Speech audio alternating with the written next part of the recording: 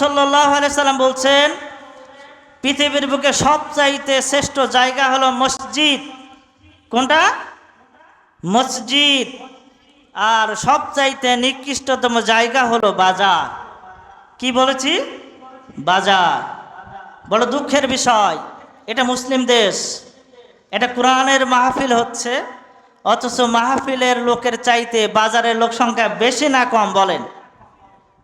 এখান থেকে বোঝা যায় মুসলমান নাম নেওয়া অত্যন্ত সহজ, কিন্তু আসলে মুসলমানের দায়িত্ব পালন করা অত্যন্ত কঠিন কাজ।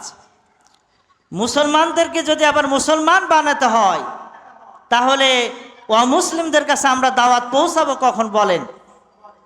এটা আমাদের দুর্বলতা, আমাদের দুর্ভাগ্য, এ জাতির দুর্ভাগ্য।